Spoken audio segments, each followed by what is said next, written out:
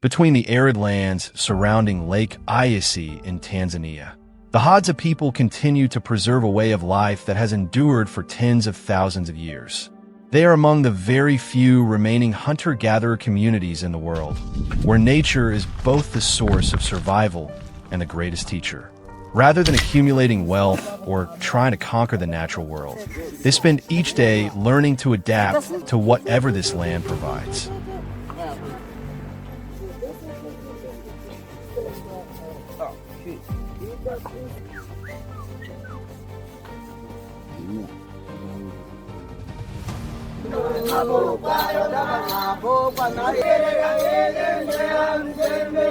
Every hunt begins in an atmosphere of almost complete silence.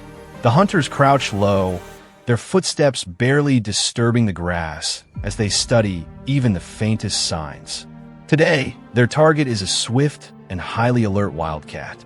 When an arrow leaves the bow and strikes the animal, it does not collapse immediately, but disappears into the thick brush. For the Hadza, this is exactly what they expect.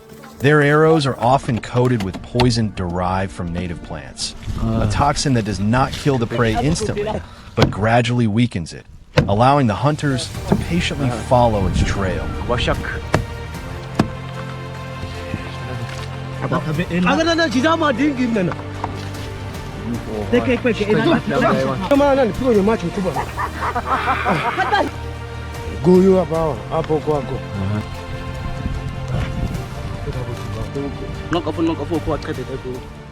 Nature is not generous every day. When larger game cannot be found, they readily turn to hunting birds or smaller animals instead. Although these catches provide only modest amounts of meat, every opportunity helps supply the energy they need to survive. Rather than placing all their hopes on a single hunt, the Hadza reduce risk by pursuing multiple smaller targets. It is this strategy that helps ensure their survival in an ever-changing environment.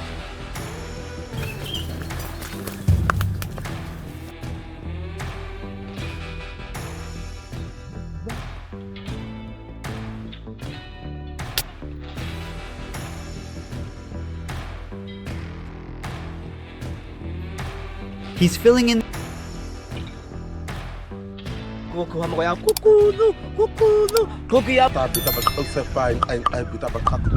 Some days are even more demanding, especially when the target is a large monitor lizard living near a water source or hidden deep inside hollow trees.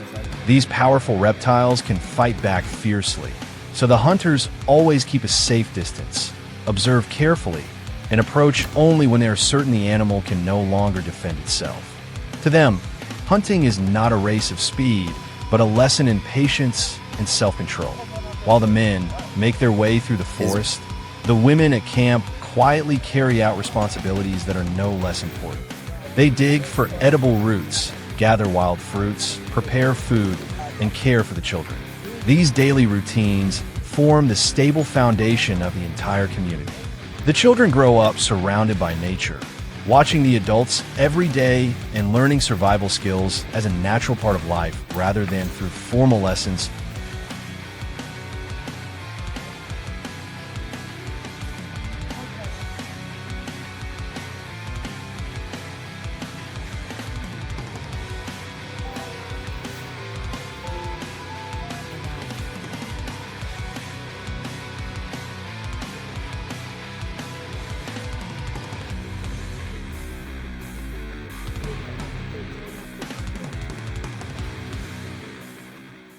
One of the most memorable hunts is the pursuit of a kudu antelope. The lead hunter kneels beside a fresh footprint, carefully examines it, then picks up a piece of fresh dung to determine how recently the animal passed by. Every footprint, every blade of flattened grass, and even a tiny drop of blood becomes a valuable clue. When the final arrow strikes its target, the antelope still charges forward with astonishing speed. The chase continues until the exhausted animal finally comes to a stop in the open savanna. Only then do the hunters move in to complete the hunt safely.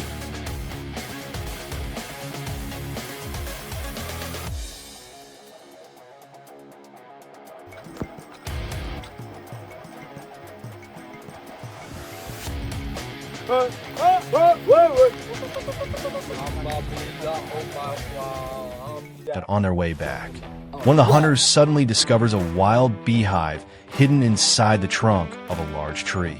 With just a few skillful swings of an axe, golden sheets of beeswax and streams of glistening honey are revealed.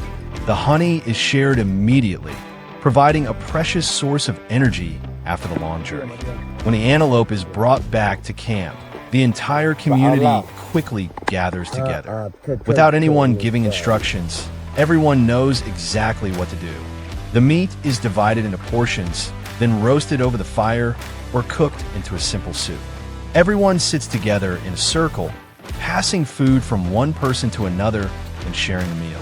Songs, rhythmic clapping, and ancient stories fill the air around the fire, preserving the community's collective memory from one generation to the next.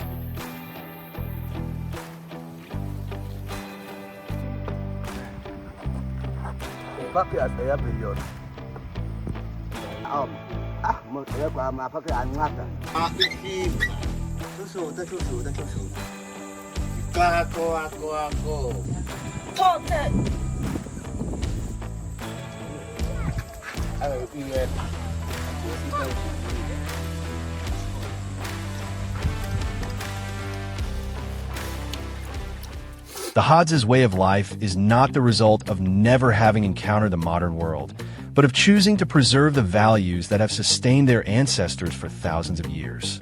They take only what they truly need from nature, share generously within the community, and avoid unnecessary accumulation. In a world that is constantly chasing more, faster, and bigger, the Hadza way of life invites us to reflect on a profound question. Perhaps happiness is found not in possessing more, but in living in harmony with nature and appreciating the things that matter most.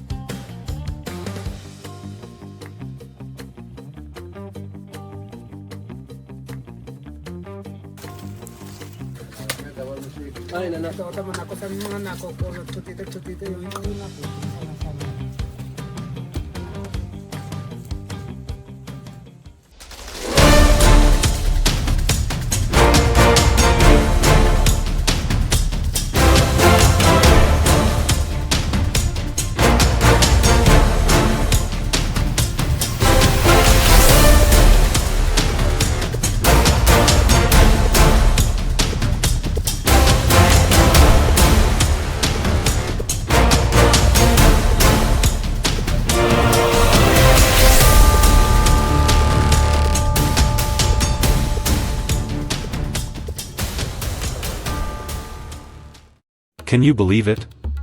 There is still a primitive tribe like this in the world today. They live by hunting, without houses, without money. They are among the last members of the Hadzabe tribe, still living the way our ancestors did tens of thousands of years ago. All they have is an absolute understanding of this land, but today, on the savanna of Tanzania, nature has placed them in a dangerous situation. An apex predator is watching them from the bushes. How will these masters of survival face a leopard when all they have in their hands are a few poisoned arrows?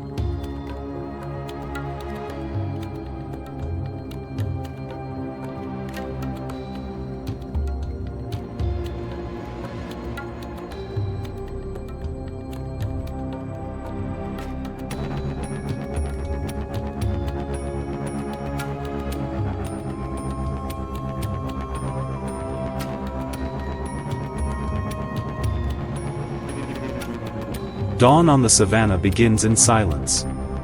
The Hadzabe check their weapons before the hunt, without spoken orders or any tactical plan. Every arrow is sharpened, every bowstring made from animal tendons is pulled tight. To them, weapons are not tools for reckless attack, but a line of defense that protects the entire tribe. They walk without needing a map. Each member moves like part of one united body, instinctively knowing their position.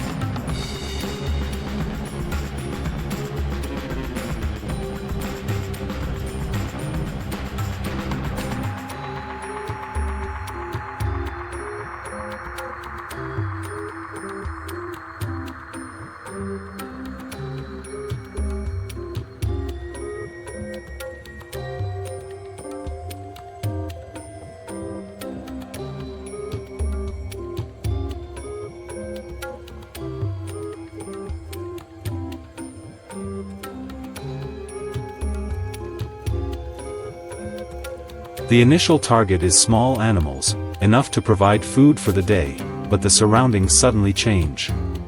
Before them is the sight of a leopard carrying its prey, an impala that has just been brought down.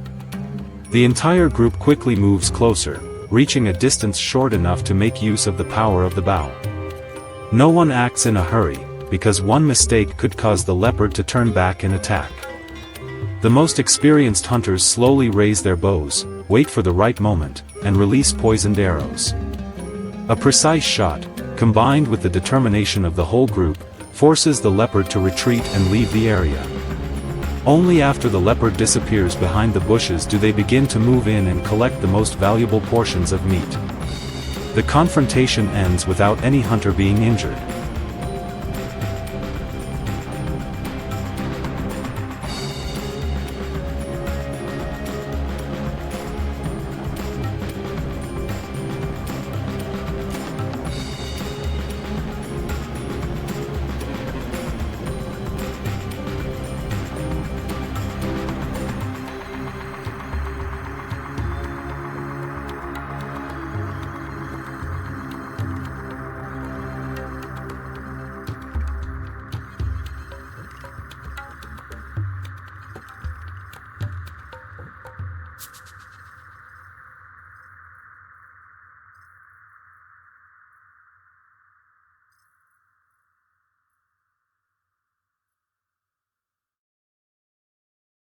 After leaving the leopard's territory, the group continues deeper into the savanna and discovers large, fresh tracks on the dry ground.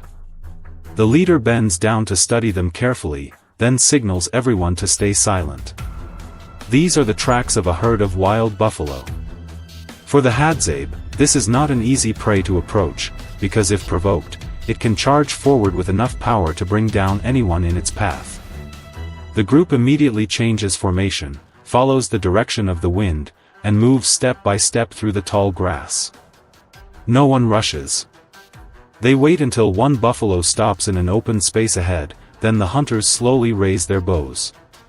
Poisoned arrows are released in a brief, decisive moment. For the Hadzabe, hunting wild buffalo requires not only courage, but also calmness, coordination, and a clear understanding of the line between victory and danger.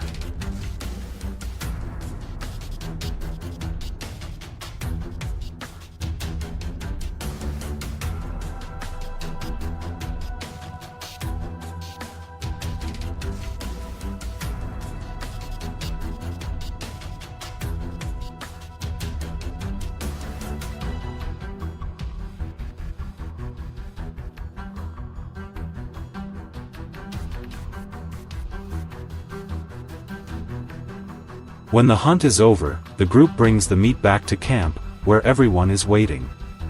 The atmosphere quickly becomes warmer as the fire is lit, the adults prepare the meat, and the children sit nearby, watching and listening to stories from the journey. For the Hadzabe, a meal is not only about satisfying hunger, but also a moment for the entire community to share the reward of a day spent facing the savanna. They do not take too much, and they do not waste any part that can be used.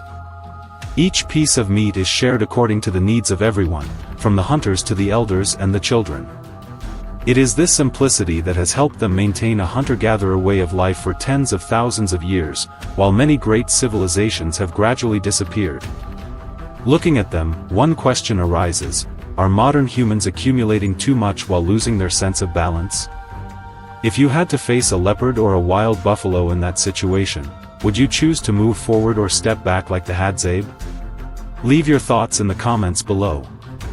Don't forget to subscribe to the channel so you won't miss the next journeys of exploration.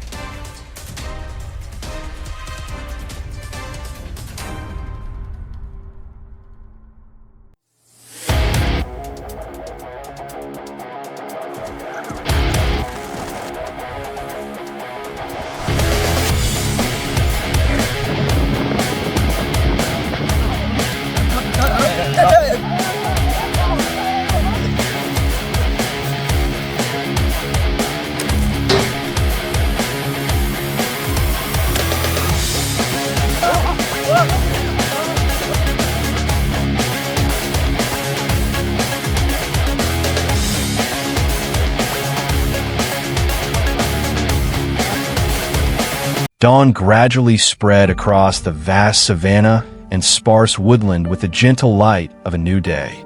A herd of antelope slowly moved across the open grasslands in search of food, constantly lifting their heads to watch their surroundings before moving forward. From time to time, the herd paused briefly before continuing in small groups through the quiet landscape.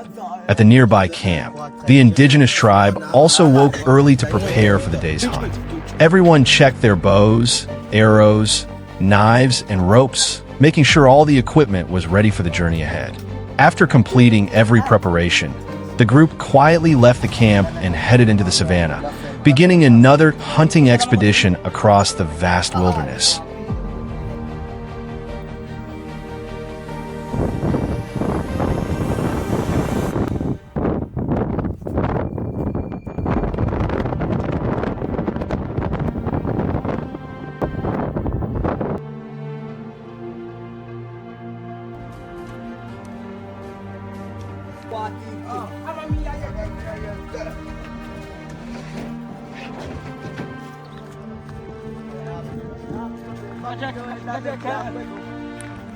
The indigenous group crossed wide grasslands and sparse forests, carefully observing every animal track on the ground as they traveled. Upon reaching a small water source, they stopped briefly to rest, taking turns drinking water and washing their faces before continuing their journey. After a short break, they ventured deeper into the savanna. Not long afterward, from a considerable distance, they spotted a lion silently stalking a herd of antelope grazing across the grassland. Moments later, the lion suddenly charged, causing the entire herd to scatter in every direction.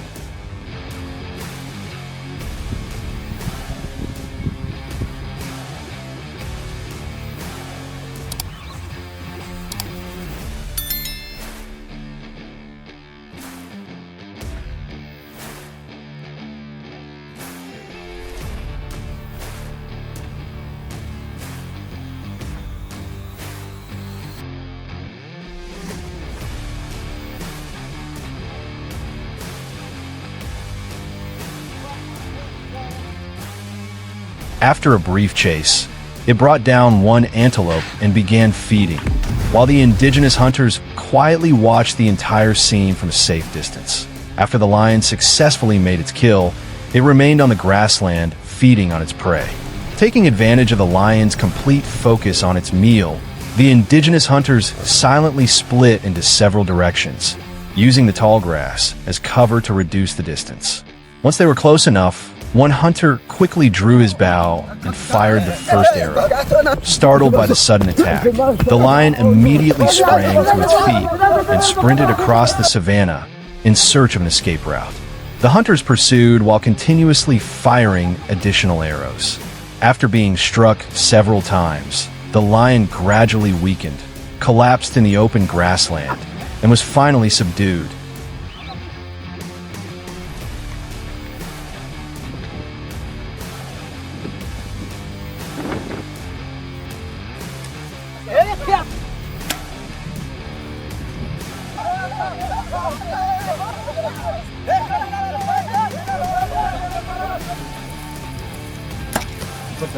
After subduing the lion, the indigenous group continued following the direction in which the antelope herd had fled earlier.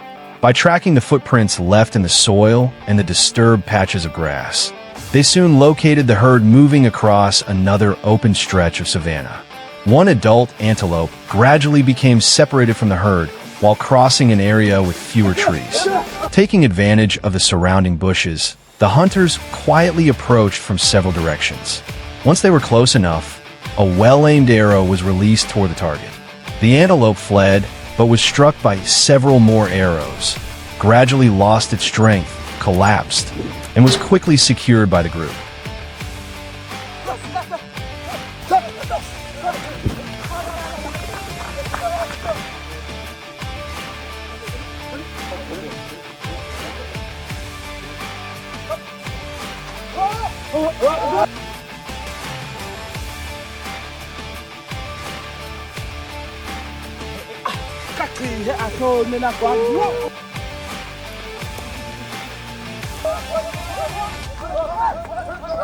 After completing the hunt, the indigenous hunters prepared to carry the antelope back to camp. The animal was securely tied with ropes to make transportation easier over the long journey. The group took turns carrying the antelope along familiar trails that crossed grasslands, rocky areas, and sparse forests. Throughout the trip, everyone remained alert, constantly watching the surroundings to ensure their safety and avoid any predators that might suddenly appear. After traveling for some time, the tribe's huts gradually came into view. The hunters quickly brought the antelope back to camp, where preparation for the evening meal began.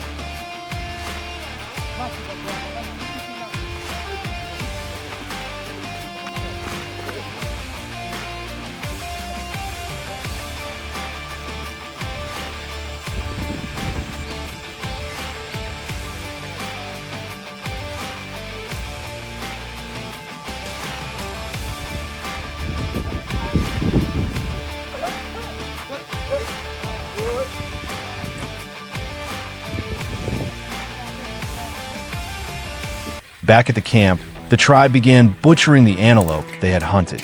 The meat was cut into several portions, with some placed into clay pots to cook with water, while the remaining pieces were skewered onto wooden sticks and roasted over the fire. Everyone took turns adding firewood, adjusting the hot coals, and turning the meat until it was evenly cooked. The aroma of the roasting meat soon spread throughout the camp. Once the meal was ready, the tribe gathered together to enjoy the reward of a long day of hunting. After eating, they carried the remaining meat and bones to the hunting dogs so they too could share in the success of the day's hunt. Life across the vast wilderness gradually settled into peace once again, bringing another day of work, hunting, and tribal life to a close.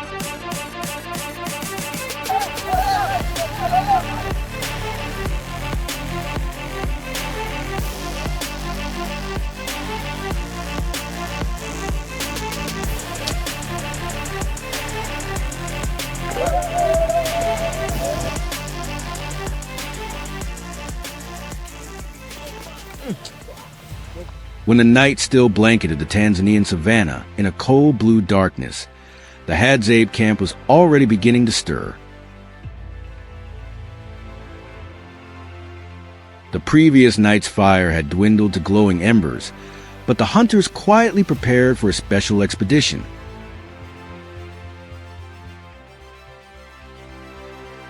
They carried bows and arrows, wooden spears, small knives, and their trusted hunting dogs.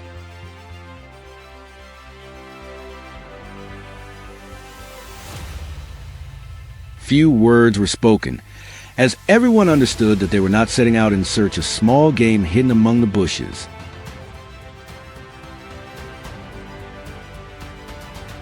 Their target was a massive Cape buffalo that was often seen near the low grasslands, and if fortune favored them, they might even encounter an old rhinoceros wandering across the dry terrain near the edge of the open woodland.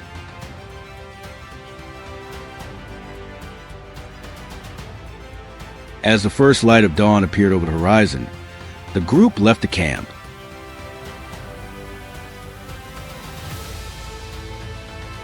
Their footsteps were so light that they barely disturbed the dry grass beneath them.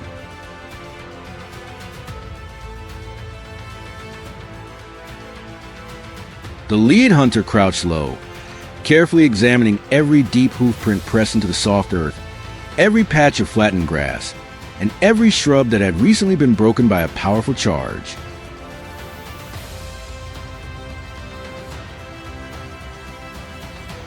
For the Hadzabe, hunting a Cape buffalo was an extraordinarily dangerous challenge.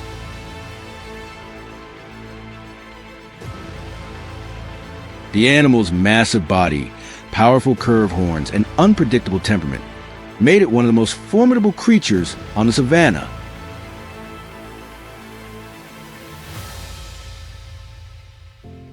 A cornered buffalo could turn and charge without warning, making patience the hunter's greatest weapon.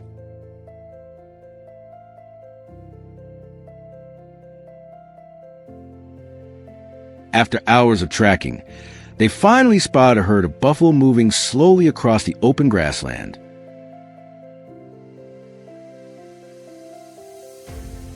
Instantly, the hunters lowered themselves and spread out behind thorny bushes to avoid being detected.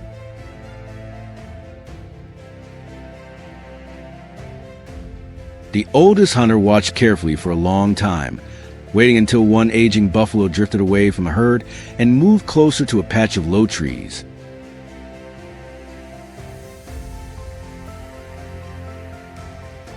Once it was within range, the first arrow was released, followed moments later by several more from different directions.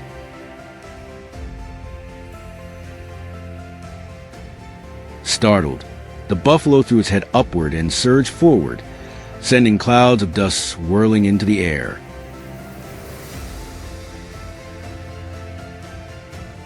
The hunters immediately retreated behind large trees, staying clear of its charging path. During the tense minutes that followed, no one dared approach.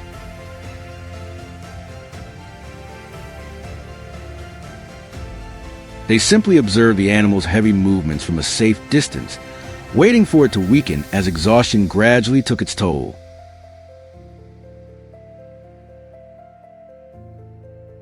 To the Hadzabe, success was never about confronting their prey head-on, but about understanding its behavior and knowing the right moment to act.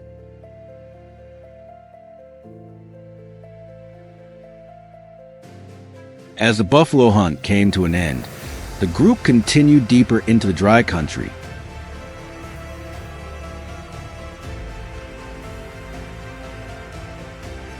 By then, the sun stood high overhead, filling the air with heavy heat and an almost complete silence.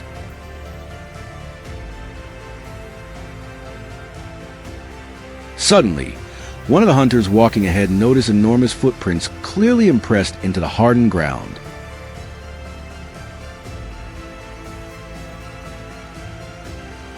Before long, they spotted an old rhinoceros standing beside a low shrub, calmly using its horn to sweep aside dirt and dry leaves.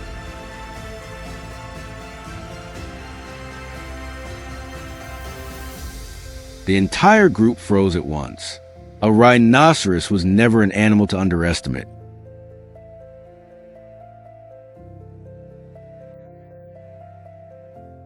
Its enormous size, thick hide, and overwhelming strength meant that even the smallest mistake could end in disaster.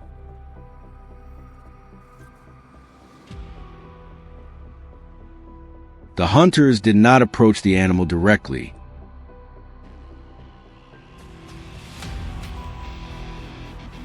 Instead, they circled to remain downwind, kept a considerable distance, and moved only when the rhinoceros lowered its head to feed on leaves.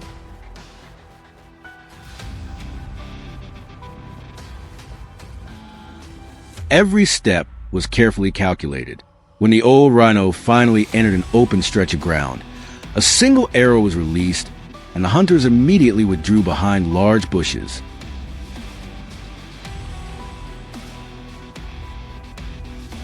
The animal spun around, drove its horn forcefully into ground, and charged away in a burst of agitation.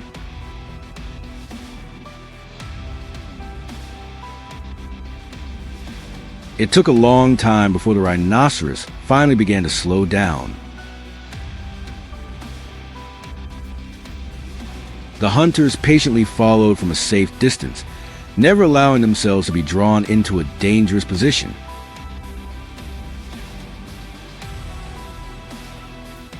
Only when they were certain that the animal no longer had the strength to mount a powerful counterattack did they cautiously move closer. That day's expedition became one of the greatest challenges the group had ever faced. From the fierce Cape buffalo to the immensely powerful old rhinoceros, every moment demanded calm judgment, years of experience, and absolute teamwork.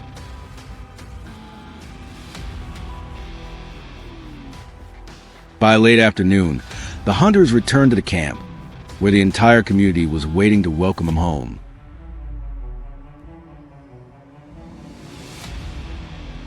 Those who had remained behind quickly stepped forward to help divide the meat, gather firewood, and build a large fire at the center of the camp.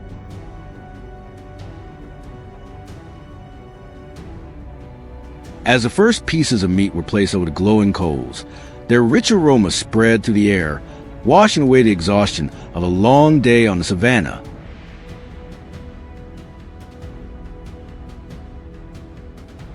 The elders sat beside the fire, recounting every dangerous moment of the expedition, while the children listened with complete attention, as though learning one of life's most important lessons about nature.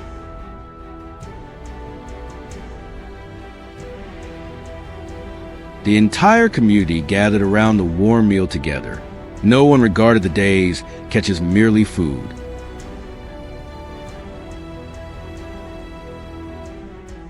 To the Hadzabe, it represented the reward for courage, patience, and the wisdom passed down through countless generations.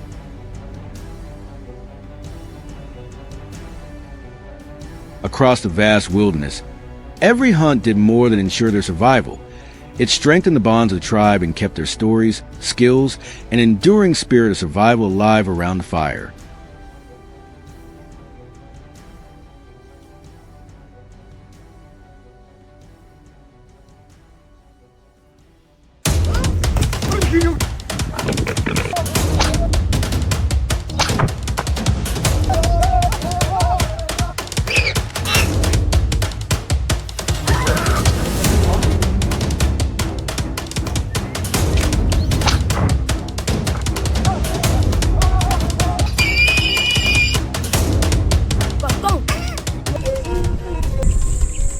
As dawn breaks over savannah, the Hadzabe men leave their camp carrying wooden bows and a handful of arrows.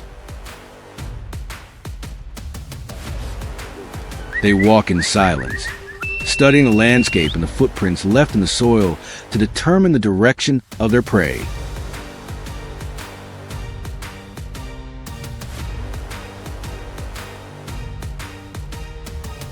Before entering the forest, every bow and arrow is carefully prepared for the hunt, following techniques that have been passed down through generations.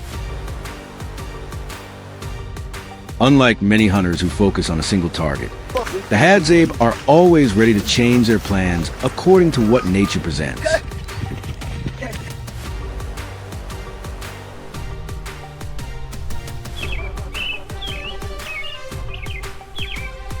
When they hear movement coming from the trees ahead, the entire group immediately changes direction. A few hunters quietly spread out to the sides, while the others patiently move forward to close the distance. Only when a monkey stops on a low branch is an arrow finally released.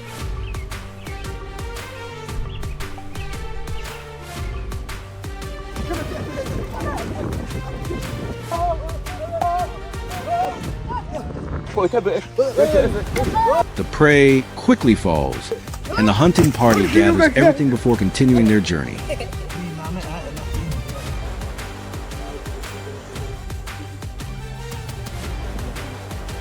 Leaving that area behind, the hunters continue across low shrubs and dry terrain.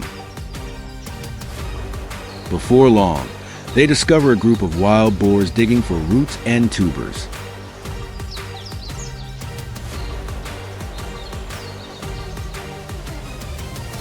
No one rushes forward. Everyone silently adjusts their position, using tall grass and tree trunks as cover while moving closer. Once they are within effective range, the first arrow is released, sending the entire herd into panic. One wild boar is successfully brought down, and the group quickly finishes their work before leaving the area.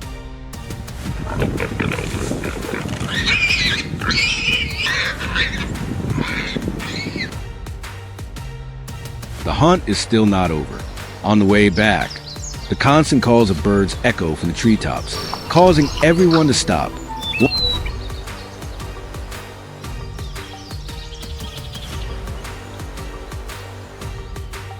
One hunter slowly raises his bow, patiently waits for a bird to settle on a branch, and then releases a perfectly aimed arrow.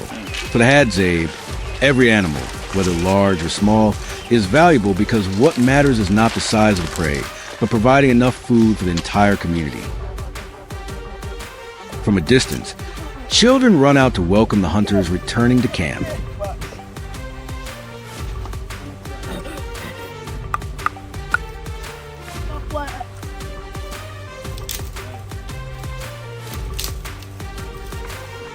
The women quickly light the fire, prepare the meat, and divide it among everyone.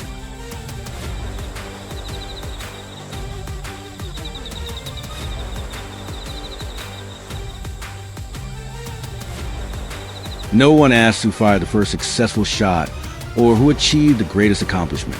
As soon as the game arrives at the camp, all of the meat becomes shared property.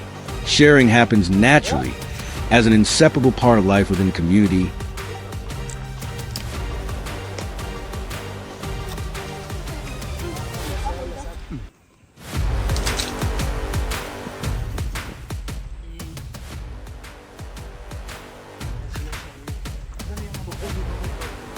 For the Hadzabe, hunting skill is not measured only by the ability to use a bow and arrow, but also by patience and teamwork.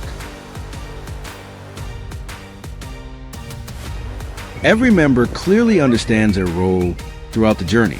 Some observe, others search for the best positions, while others stand ready to assist whenever needed. This strong coordination allows them to adapt to different situations without exchanging many words.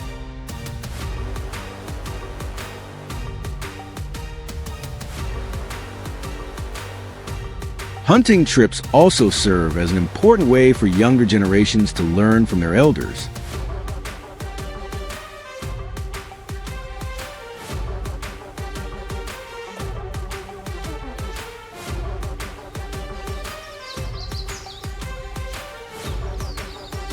They watch how experienced hunters move, choose the right moment to approach their prey, and remain calm under every circumstance.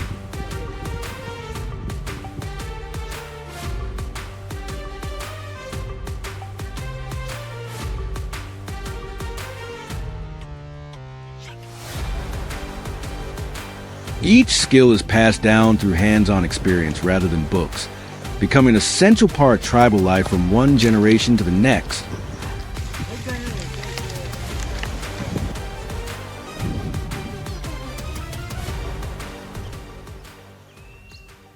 What makes the Hadzabe way of life truly remarkable is not only their ability to find food in the wild, but also their spirit of sharing.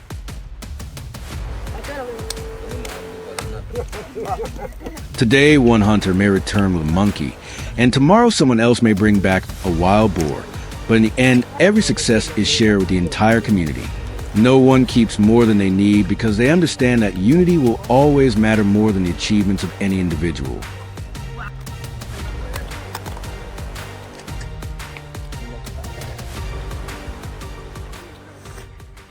Even today, the hunting expeditions of the Hadzabe continue to reflect a way of life that has endured for countless generations.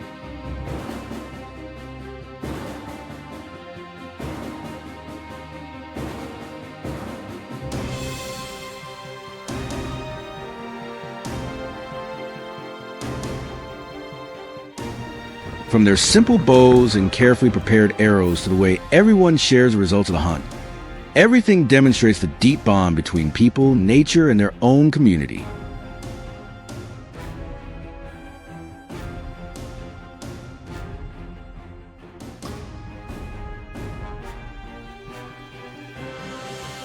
If you would like to discover more stories about hunting and the unique culture of the Hadzabe tribe, leave a comment and don't forget to subscribe to the channel so you can join us on future journeys.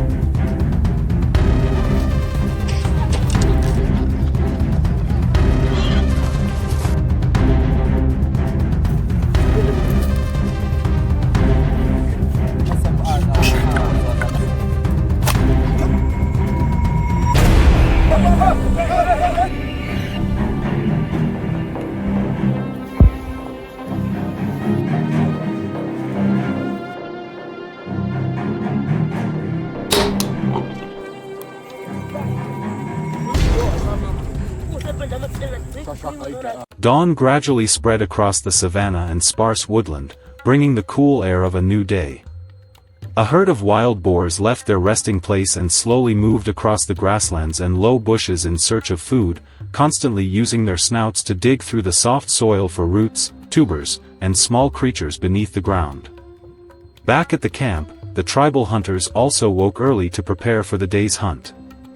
They carefully checked their bows, arrows, knives, and ropes to ensure every tool was ready for the journey ahead.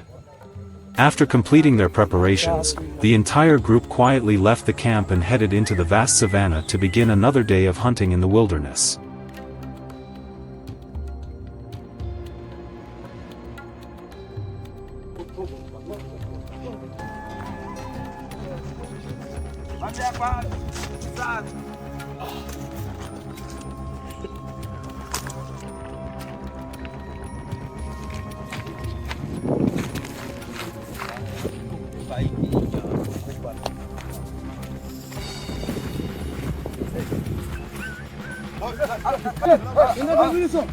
The tribal hunters crossed wide grasslands and sparse woodland while carefully examining every animal track left in the soil. Before long, they discovered fresh footprints along with patches of recently disturbed earth. Following these signs, they soon found a herd of wild boars foraging beneath low bushes. The boars constantly rooted through the ground, moved in small groups, and repeatedly looked around their surroundings. The hunters stopped at a safe distance, silently observing the herd's movements and studying the terrain. After identifying a favorable position, they split into several groups and quietly prepared to approach their targets.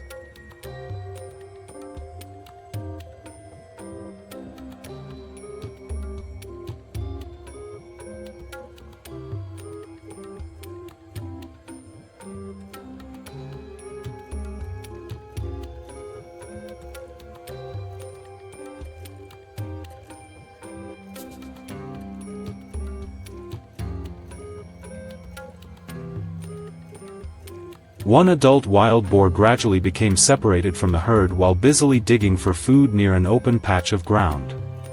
Using tall grass and small trees as cover, the tribal hunters silently closed the distance without making any noise. When the boar reached a favorable position, one hunter quickly drew his bow and fired the first arrow. Wounded, the wild boar immediately sprinted across the grassland and thick bushes at remarkable speed. The hunters relentlessly pursued it while repeatedly firing more arrows at the fleeing animal. After being struck by several arrows, the boar gradually weakened, slowed down, and finally collapsed. The hunters quickly approached and secured their prey.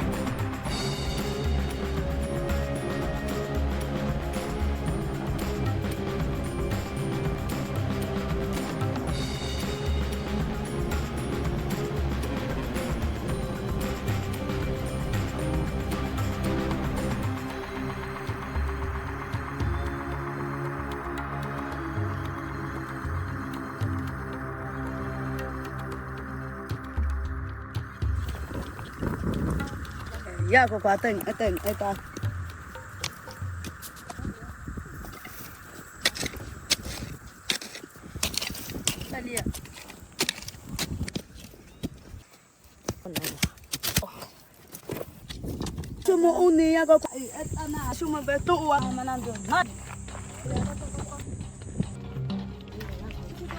While the men continued hunting across the savanna, the women left the camp carrying their familiar digging tools to search for wild tubers. They walked across patches of soft soil and gradually unearthed many tubers buried deep beneath the ground. After gathering enough, they headed back to the camp. Along the way, they also collected dry branches and small pieces of firewood to use as fuel.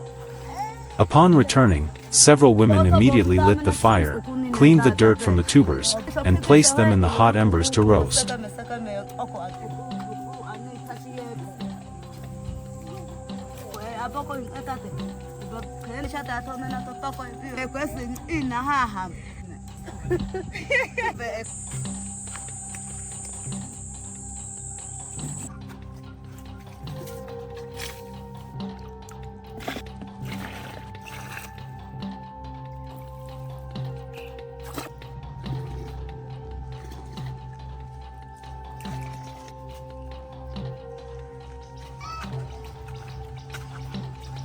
While waiting for the tubers to finish roasting, the others walked to a nearby water source and filled their gourds before carrying them back to the camp. Once the roasted tubers were ready, everyone enjoyed a small portion to satisfy their hunger while continuing to wait for the hunting party to return.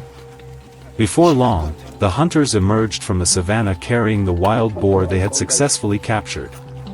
The animal was securely tied with ropes and carried in turns across the grasslands, rocky outcrops, and sparse woodland along familiar trails. Throughout the journey back, everyone remained alert for dangerous predators. Upon reaching the camp, the wild boar was placed in the food preparation area, ready for the tribe's meal.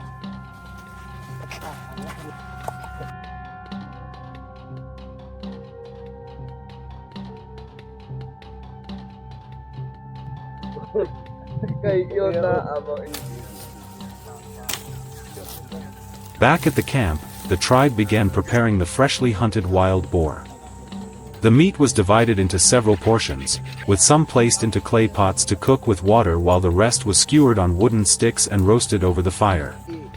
Everyone took turns adding firewood, adjusting the glowing coals, and turning the meat until it became evenly browned. Once the meal was ready, the tribe gathered together to enjoy the freshly cooked wild boar along with the roasted wild tubers prepared earlier. As they ate, they talked about the day's hunt and shared valuable experience for future expeditions. The savannah gradually returned to its peaceful rhythm, bringing another day of hunting and tribal life in the vast wilderness to a close.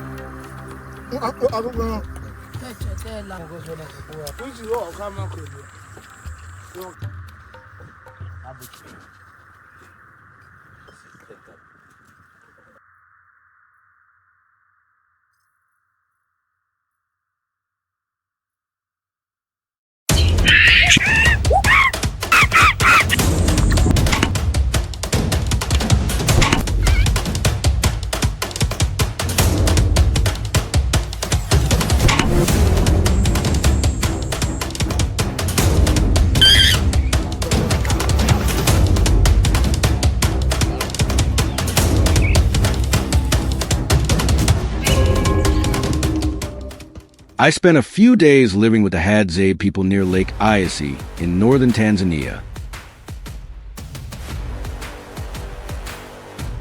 There was no fixed travel schedule here, and no clear plan for what each day would bring. Everything moved according to the natural rhythm of life. As the sun began to rise above the horizon, a few men quietly stood up, carrying bows, arrows, small knives, and long wooden sticks sharpened at the tips.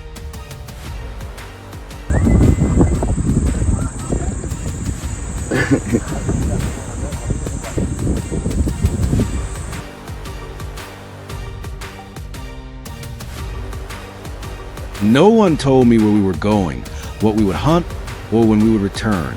They simply walked into the forest, and I followed behind.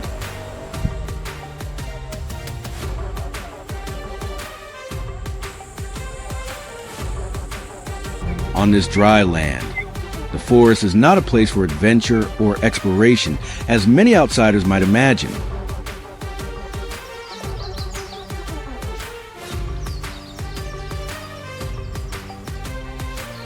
For the Hadzabe, the forest is life itself.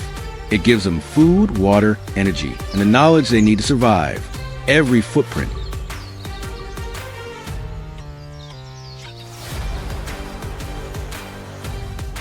every broken branch, every small sound in the bushes can carry a meaning.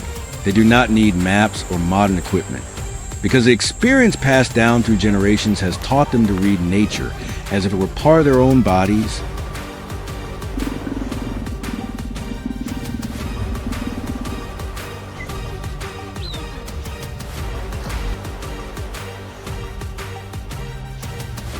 As we moved through an area of low bushes mixed with tall trees, one of the men suddenly signaled for everyone to stop. He raised his head, studied the canopy ahead, then quietly pointed toward a patch of thick brush in the distance. At first, I saw nothing unusual. But a few seconds later, several small shadows began to appear between the branches.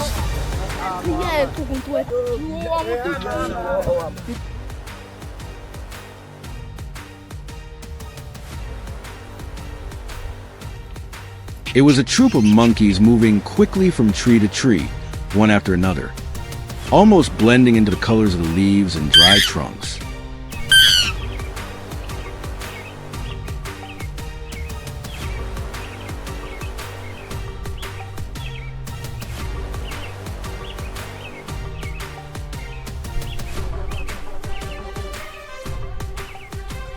No one rushed.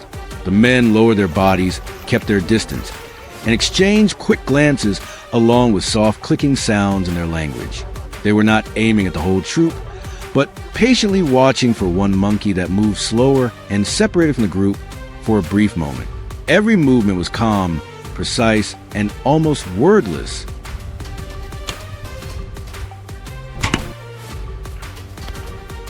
The hunters slowly raised their bows, their eyes fixed on the treetops. An arrow shot forward, cutting through the quiet morning air.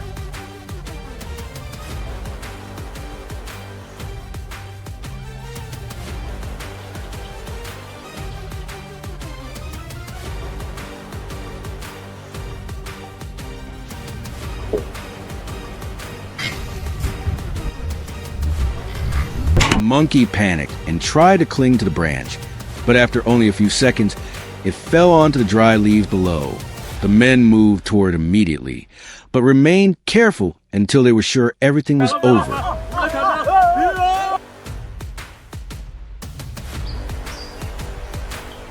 There was no cheering, no excessive excitement, and no sense of victory, as if this were a hunt performed for show. To them, this was not a trophy to boast about. It was simply food the forest had given them that day.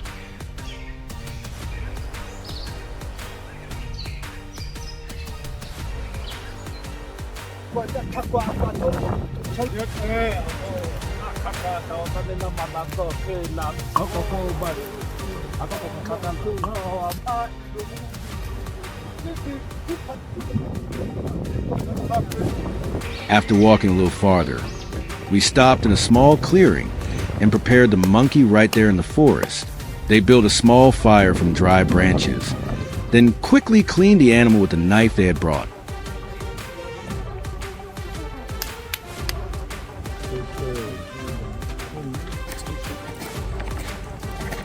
Some pieces of meat were placed directly on the hot coals. Before long, the smell of roasted meat began to spread through the air. When it was cooked, they cut it into smaller pieces and shared it together.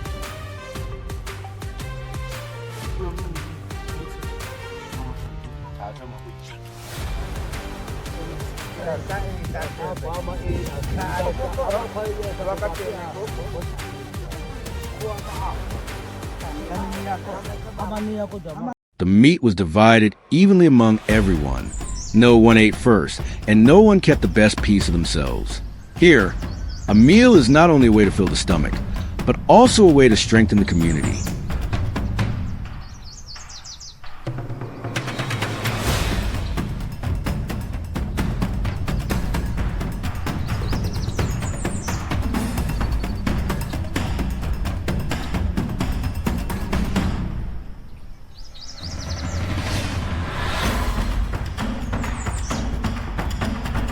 Everything taken from a forest is shared, because one person's survival is always connected to the survival of the whole group. As I watched them gather around the fire, I realized that what makes the Hadzabe so remarkable is not only that they still hunt and gather as their ancestors did thousands of years ago.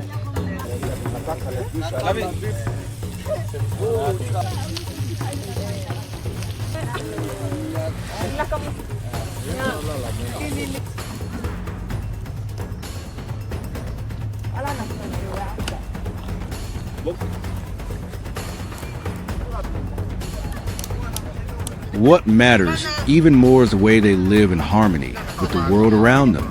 They do not store too much food, carry many possessions, or try to control nature the way modern people often do.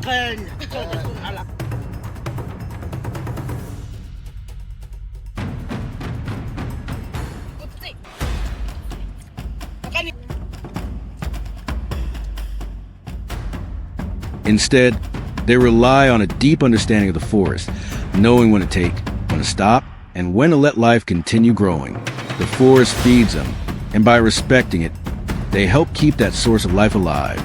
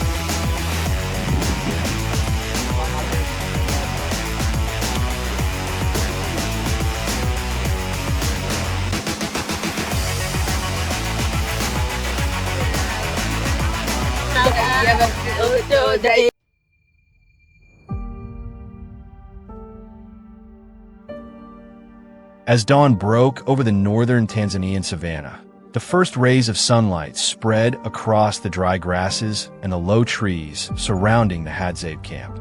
The morning air was still chilly, but quiet movements had already begun throughout the camp. A group of hunters started preparing their bows and arrows, small knives, and several long sticks that had been carefully selected the night before. Today, they were not searching for familiar prey, such as birds or small game. Fresh tracks discovered near a foraging area suggested that a large python was hiding not far from the camp. To the Hadzabe, a python is never an animal to be taken lightly. It has no venom and does not charge like many predators. But the strength of its long, muscular body is enough to make even the most experienced hunter proceed with caution.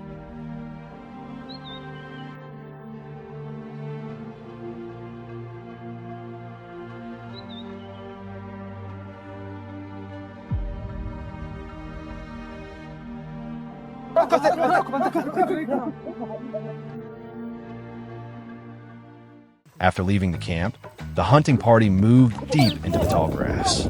The lead hunter crouched low, carefully studying every drag mark across the soil, every patch of flattened grass, and every small broken branch scattered along the ground. To an outsider, these signs would have been easy to overlook. But to the Hadzabe, they were the language of nature.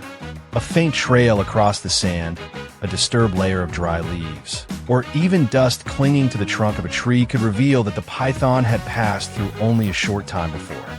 As they drew closer to the dense vegetation, the group became even quieter. They no longer walked in a single line, but spread out in a wide arc, keeping a safe distance from one another to observe the surroundings more effectively. No one spoke aloud. They communicated only through hand signals, eye contact, and the slightest movements. Every decision was made with complete focus.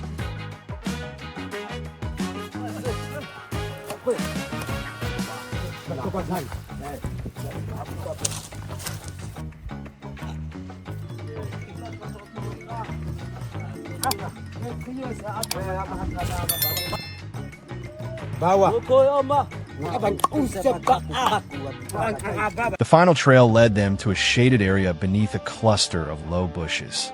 The ground there was cooler, covered with thick layers of dry leaves, and marked by several gaps wide enough for a large python to conceal itself. One hunter gently pushed the grass aside with the tip of his stick. Instantly, the group spotted the python's coiled body beneath the shade, almost perfectly blending into the earth and the fallen leaves. No one rushed forward. They knew the most dangerous part was its head, and unless it was controlled properly, the snake could react with remarkable speed. The oldest hunter signaled for everyone to step back half a pace. One man positioned a long stick in front of the python, while another prepared a sturdy vine that had already been tightly twisted into a strong rope. They moved slowly, careful not to corner the python too aggressively and risk provoking it. As the snake began to glide out from the bushes, the hunter holding the stick immediately redirected its attention to one side. At the same moment, another hunter quietly approached from behind, maintaining a safe distance while waiting for the right opportunity.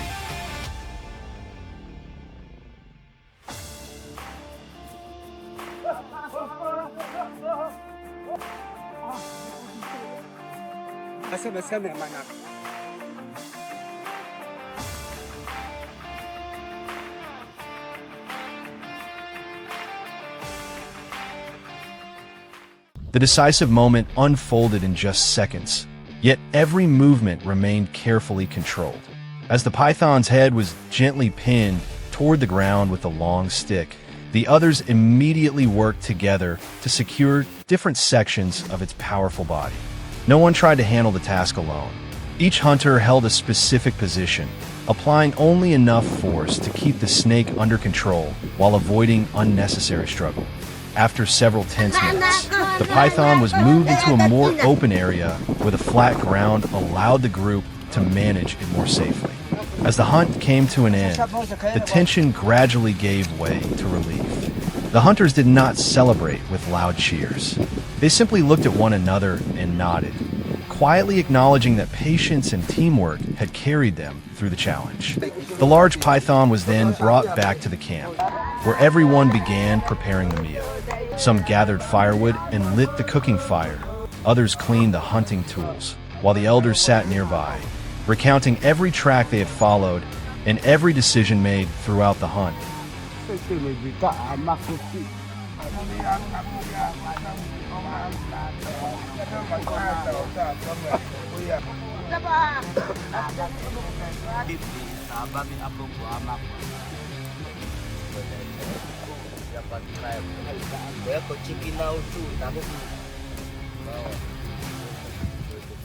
As cooking smoke drifted through the camp, the aroma of roasted meat blended with the scent of dry firewood and filled the air.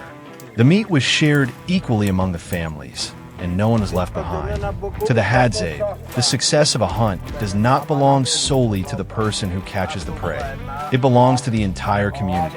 Young children sat beside the fire, listening intently to stories about tracking animals, staying calm under pressure, and showing respect for every living creature on the savannah.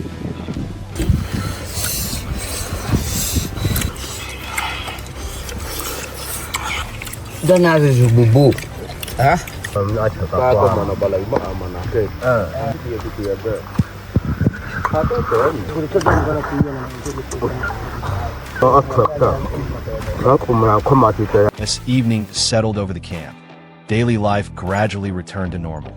Some people continued repairing their bows and arrows. The women gathered more firewood, and the children played among the bushes near the camp. That day's python hunt had brought back more than just food. It also reaffirmed a lesson passed down through countless generations. In the wild, people survive not through recklessness, but through careful observation, unity, and a deep understanding of the land they call home. It is this very spirit that has enabled the Hadzabe to preserve their hunter-gatherer way of life on the Tanzanian savannah for thousands of years.